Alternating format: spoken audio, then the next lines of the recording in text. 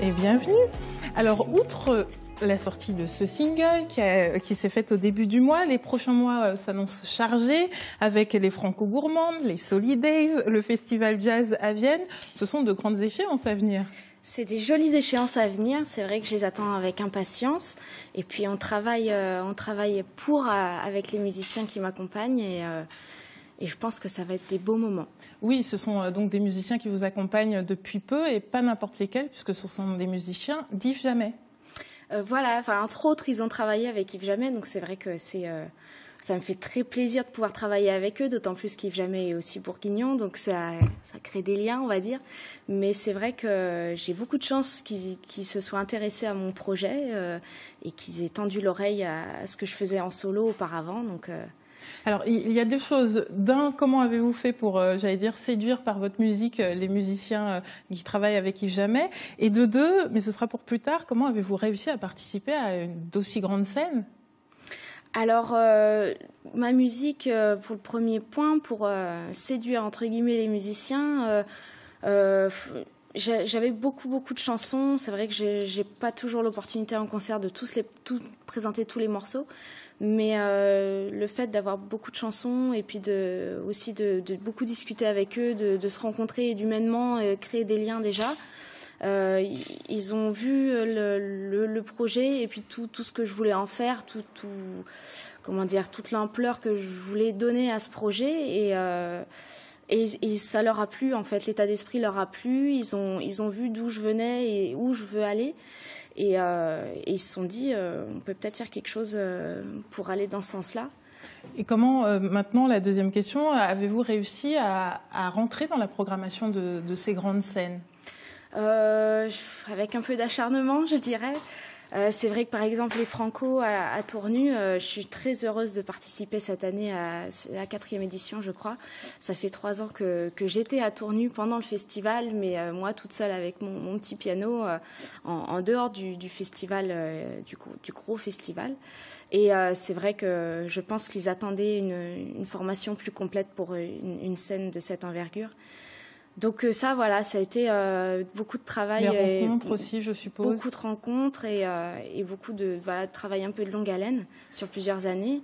Et pour les autres festivals, Jazz à Vienne, c'est un petit peu le même principe. L'an dernier, j'étais déjà présente et j'ai rencontré pas mal de personnes qui m'ont vu en solo, qui ont vu aussi l'évolution du projet. Et je crois que c'est ce qui leur plaît de voir que par rapport au tout début en 2012. Il y a de la maturité finalement, il y a une évolution. En tout cas, voilà, il y a une évolution et des choses se mettent en place. Il y a encore beaucoup de choses qui ont besoin de se mettre en place et je pense qu'ils me donnent l'opportunité pour... Avant de poursuivre, je vous propose d'écouter, même si vous le connaissez par cœur, votre single How Many Times. Avec plaisir. How many times I drove this road? How many times I sung along? How many times I was so strong just to keep going on?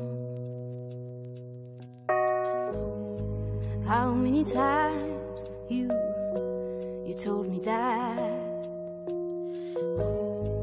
tomorrow will be better than anything else we ever done. But now I'm gone. Is it too late? 'Cause I'm gone. Is it too late now that I'm gone?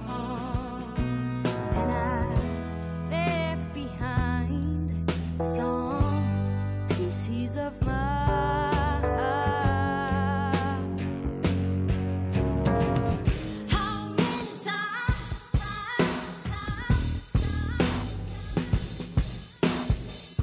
How many times?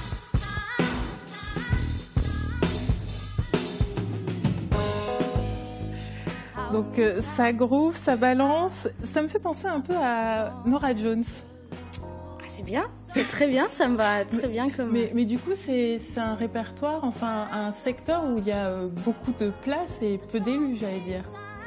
Je sais pas. En fait, à vrai dire, même moi-même, j'arrive pas forcément à mettre une étiquette sur la musique que j'essaye de faire. Et surtout, j'espère pouvoir la faire évoluer un petit peu au gré de justement des rencontres et tout ça. Là, j'ai eu beaucoup de chance sur ce morceau. Les musiciens ont vraiment apporté leurs pattes et surtout, ils ont compris l'esprit que je voulais donner et ils ont su retranscrire ça à leur façon, avec leur vécu, parce qu'ils sont un petit peu plus âgés que moi. Donc, ils ont beaucoup d'expérience et ils ont apporté ça du coup dans cette chanson. Vous êtes donc auteur, compositeur, interprète. Comment réussissez-vous, et vous travaillez à côté, à alterner à la fois votre passion et votre travail?